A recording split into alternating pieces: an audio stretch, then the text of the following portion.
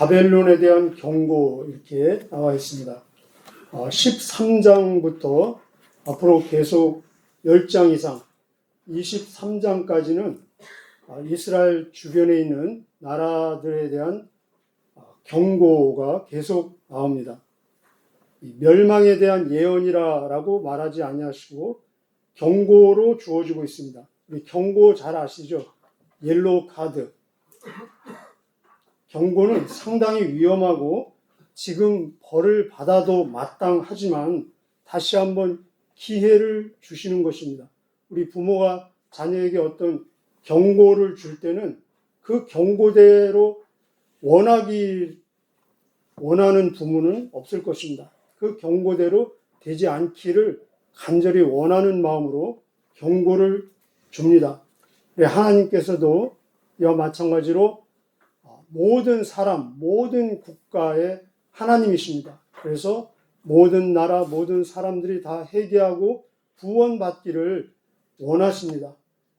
하나님은 절대로 악인이 멸망하는 것, 죽는 것을 기뻐하지 아니하십니다.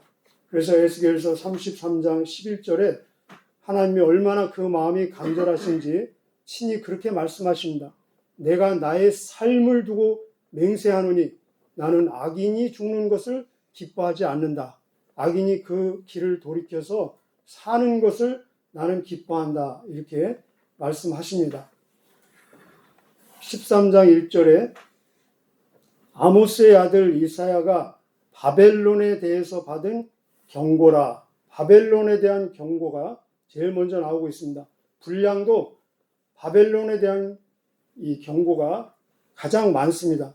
바벨론이 제일 먼저 망한 나라가 아닌데 제일 먼저 나오고 분량도 가장 많다는 것은 그만큼 의미가 깊고 또 중요성이 있다는 것이겠죠. 이 이사야가 오늘 이 경고를 한 때는 대략 정확히 말하기는 어렵겠지만 BC 732년 정도로 보고 있습니다. 그런데 실질적으로 이 바벨론이 17절에 보면은 메대 사람을 통해서 멸망을 했는데, 메대 파사 아시죠? 페르시아를 통해서 멸망을 했는데 이 멸망한 때는 BC 539년입니다. 그러면은 몇 년의 기간이 있습니까? 약 200년. 하나님께서 200년의 기간을 참아주시고 인내하시고 기다려 주시면서 기회를 주셨다는 것입니다. 그래서 결국은 이 경고가 실제 사건이 되어서 예언이 된 것입니다. 우리 성경 예언의 특징 중에 하나는 별개의 두 사건을 함께 결합시켜서 놓는 것이 성경 예언 특징 중에 하나입니다.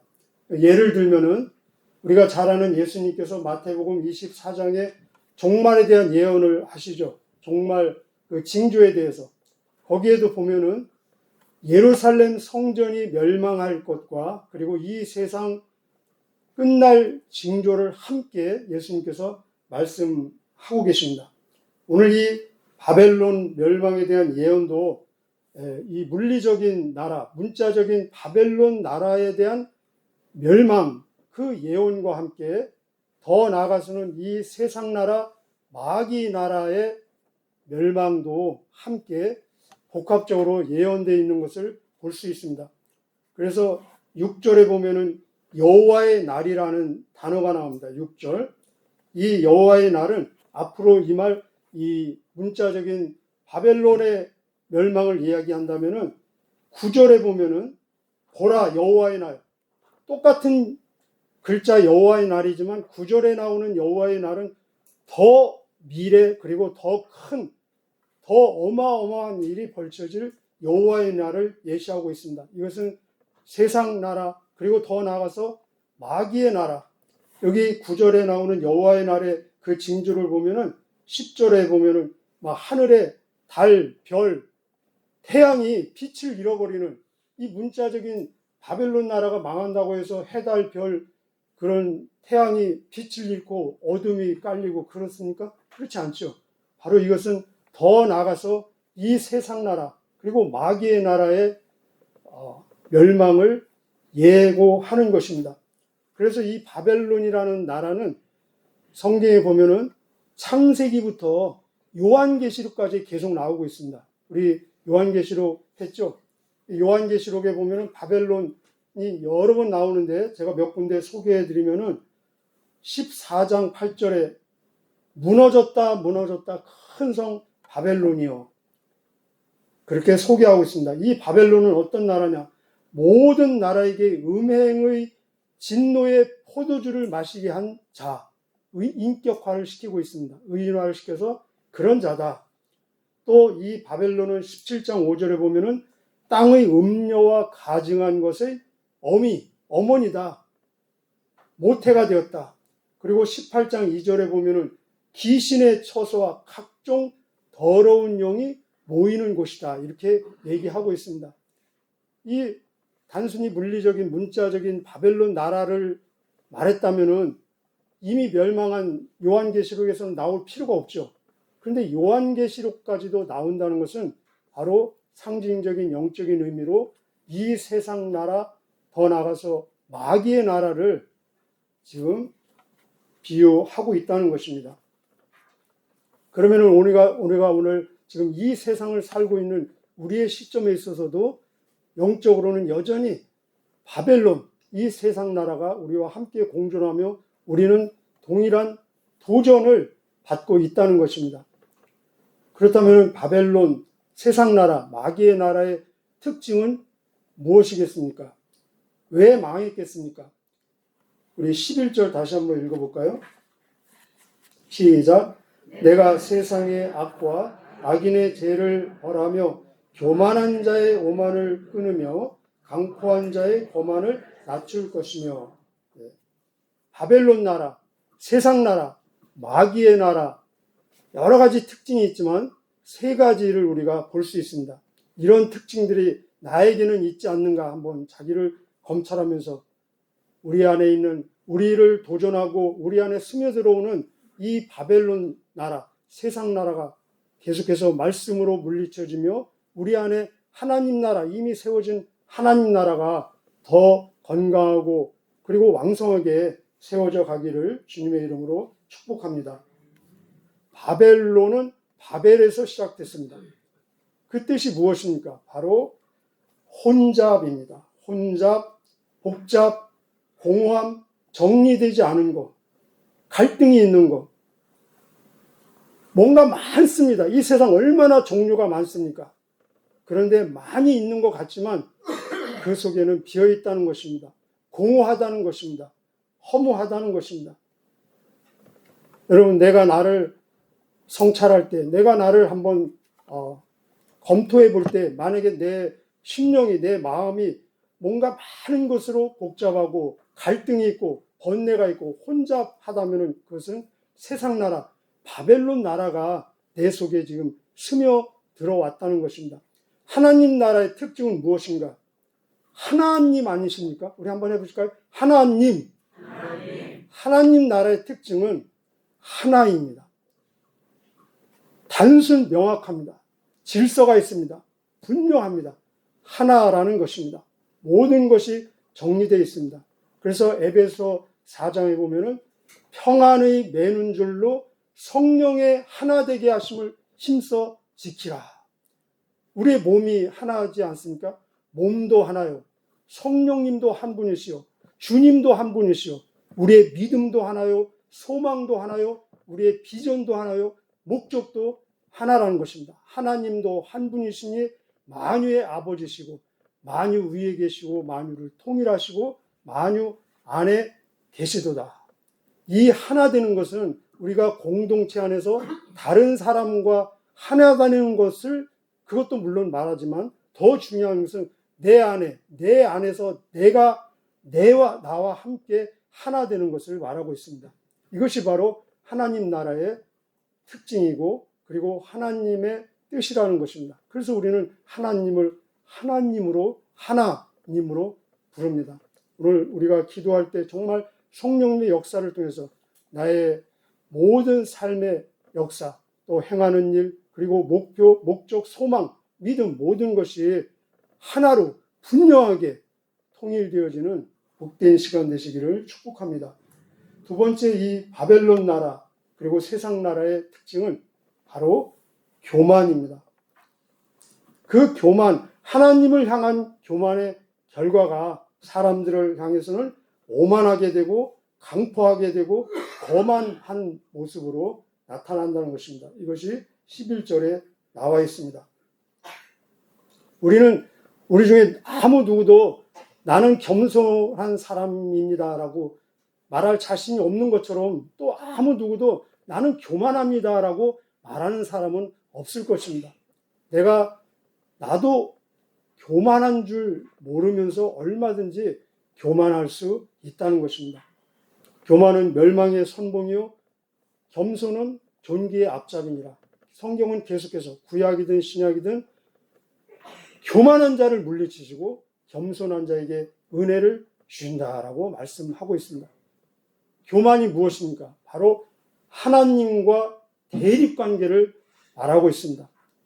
우리 계속해서 2장 3장 나오죠. 너희는 인생을 의지하지 말라. 너를 의지하지 말라. 인생을 의지할 때, 나를 의지할 때 그 결과가 어떻게 되는지 우리는 계속 봐왔습니다. 바로 하나님과 대립될 때 그 뜻에 있어서, 목적에 있어서, 어떤 결과에 있어서 하나님과 내가 대립되는 그 자체가 교만이라는 것입니다. 우리는 기도를 통해서 내가 겸손하다는 걸 하나님 앞에 고백하지 않습니까? 무릎 꿇지 않습니까?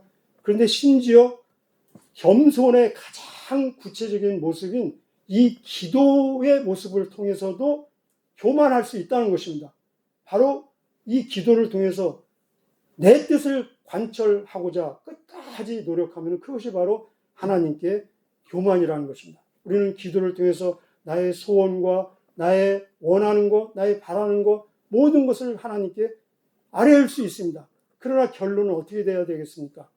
내 뜻대로 마옵시고 하나님의 뜻대로, 주님 뜻대로 되옵소서. 모든 결과를, 우리는 결과 모르지 않습니까? 내일 무슨 일이 있을지, 내 인생의 결과가 어떻게 될는지 알지 못하는 모든 결과까지도 다 하나님께 전폭적으로 일임하고 신뢰하고 맡기는 것, 이것이 바로 겸손이라는 것입니다. 또 이 바벨론 나라 그리고 세상 나라의 마귀 나라의 특징은 무엇이냐? 결국은 세상적으로 얼마나 어마어마해 보이지 않습니까? 도저히 무너질 것 같지 않은. 그런데 요한계시록 14장에 가보면은 무너졌도다 큰 성 바벨론이요. 결국은 무너진다는 것입니다. 결국은 사라진다는 것입니다. 바벨론이든 세상이든 마귀의 나라든 모든 것은 다 결국은 없어지고 사라진다는 것입니다. 여기 쭉 읽어보면은 17절 이하 보면은 19절에 보면은 바벨론이 하나님께 멸망당한 뭐와 뭐처럼 되리라? 소돔과 고모라 같이 되리라. 그래서 쭉 내려가면은 결국은 그 땅은 빈 땅이 되고 굳이 무엇이 있다면은 동물들만 남게 될 것이다. 그런 내용입니다. 그렇습니다. 모든 것은 다 지나갑니다. 우리에게 준 모든 것을 시간, 물질, 재능, 어떤 모든 자원들 그런 것들도 결국은 다 지나가지 않습니까? 그런데 이런 것들을 하나님의 뜻을 위해서 하나님의 영광을 위해서 영원한 것에 투자하고 영원한 것을 위해서 사용하는 것이 진정한 하나님 나라의 사람들이라는 것입니다. 요한일서 2장 17절에 보면은 이 세상도 이 세상에 있는 모든 욕망, 정욕도 다 지나가되 하나님의 뜻을 행하는 자는 영원히 거하느니라. 예수님 마태복음 24장 친히 말씀하셨습니다. 천지는 없어지겠으나 내 말은 없어지지 아니하리라. 동의하십니까? 고린도후서 4장 18절에 우리가 주목하는 것은 여러분 우리에게 눈이 있지 않습니까? 무엇을 바라보고 무엇에 집중하고 주목하십니까? 우리가 주목하는 것은 눈에 보이는 것이 아니요 보이지 않는 것이니 왜냐하면 보이는 것은 잠깐이요 보이지 않는 것은 영원함이니라 라고 말씀하고 계십니다. 너희 보물을 하늘에 쌓아두라. 불의한 재물로 친구를 사귀라. 이런 모든 말씀들이 잠깐 있다가 없어지는 이런 것들로 영원한 것을 추구하는데 사용하라는 말씀입니다.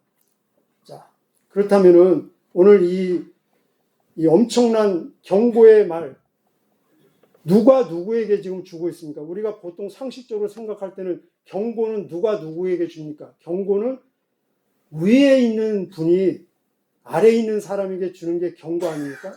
근데 오늘 이 경고는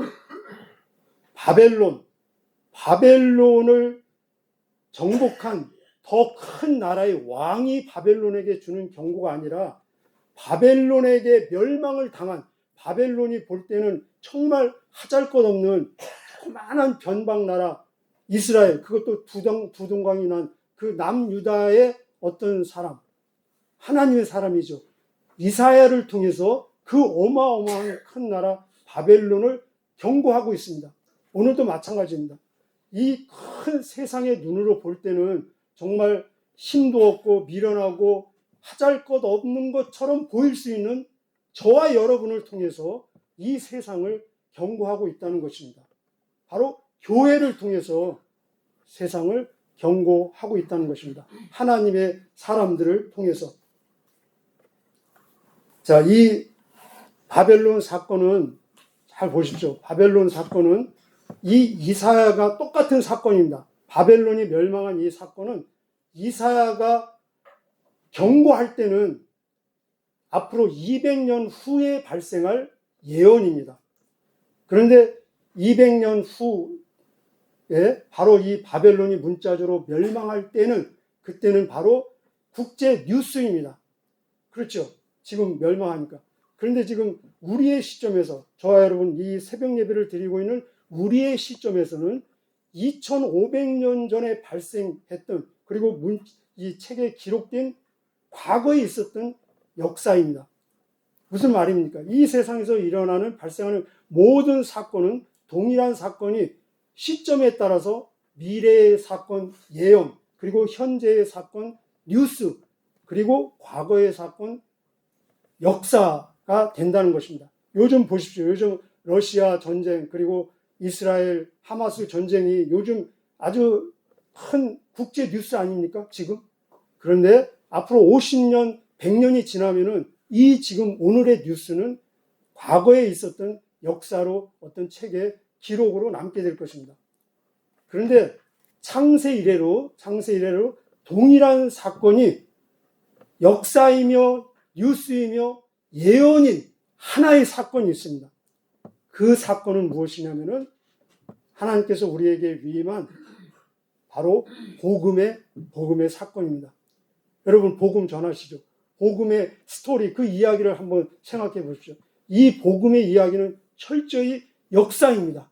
2000년 전에 베들레헴에서 태어나서 이 땅에서 2000년 전에 사시고 죽으시고 부활하시고 승천하신 2000년 전에 있었던 역사 이야기입니다. 그러면서 동시에 이 복음은 오늘 지금 전해져야 될 뉴스라는 것입니다. 그 예수님은 지금도 여전히 살아계셔서 당신을 영접하는 자에게 생명을 주시고 인도하시고 동행하시고 그 사람을 통해서 자신의 삶을 살아내는, 함께 동행하는 바로 살아계신 예수님이라는 것입니다. 그래서 복음이라는 단어의 글자의 뜻이 무엇이냐? 바로 뉴스라는 것입니다. 그래서 우리는 굿뉴스 그러지 않습니까? 이 복음이 헬라어로 유앙겔리온인데, 유앙겔리온이라는 글자의 뜻은 그냥 뉴스라는 것입니다. 뉴스. 너무너무 좋아서 우리는 줄여가지고 굿뉴스라고 합니다. 좋은 뉴스. 여러분, 뉴스는 전해지기 위해서 존재하는 것입니다. 전해지지 않는 뉴스는 이미 뉴스가 아닙니다. 만약에 어떤 아나운서가 자기에게 할당된 그 뉴스를 전하지 않는 아나운서가 있다면 그 아나운서는 직무를 유기하는 것이고 파면당해서 마땅한 것입니다. 마찬가지로 이 복음은 전해질 때 복음이 된다는 것입니다. 이 복음이 그 누군가를 통해서 나에게 전해져서 나의 삶을 송두리째 바꾸고 그리고 나를 새롭게 하는 이 복음이 누군가에게 또 다시 전해지지 않는다면은 마치 뉴스를 위임받은 아나운서가 그 뉴스를 전하지 않는 그 직무 유기보다 더 큰 제약이라는 것입니다. 그래서 이것을 아는 바울은 어떻게 고백합니까? 고린도전서 9장 16절에 내가 복음을 전할지라도 부득불할 일입니다. 자랑할 것이 하나도 없다. 만약 내가 복음을 전하지 아니하면 내게 화가 있을 것이다 라고 고백하십니다. 이것은 바울만의 고백이 아니라 진짜 복음이 무엇인지, 그리고 진짜 복음을 체험하고 그 혜택을 누리고 있는 사람은 동일한 고백일 수밖에 없다는 것입니다. 그리고 이 복음은 동시에 역사이면서, 그리고 오늘 전해져야 될 뉴스이면서 동시에 예언이라는 것입니다. 여러분, 복음의 내용이 무엇입니까? 예수님을 당신의 구주로 영접하면 영원히 천국 갈 것이고, 거절하면 영원히 그 반대 현상이 일어나지 않습니까? 바로 영원까지 연결되어지는 이 예언만큼 정확하고 분명한 일치의 오차도 없는 이런 예언이 세상에 어디 있습니까? 그래서 창세 이래로 유일한 이야기, 역사이며 뉴스이며 예언은 바로 복음이라는 것입니다. 오늘 또 우리를 이 복음으로 초청해서 내가 이 바벨론 세상 나라를 거절하고 하나님 나라를 세우는 것뿐만 아니라 더 나아가서 또 다른 사람들을 복음으로 이 이사야처럼, 그는 경고에서 끝났지만 우리에게는 경고를 나가서 살려내는 사명을 주셨다는 것입니다. 이 사명을 이루어서 하나님 나라가 더 우리 안에 풍성하게 이루어지는 복된 하루 되시기를 주님의 이름으로 축복합니다. 기도하시겠습니다.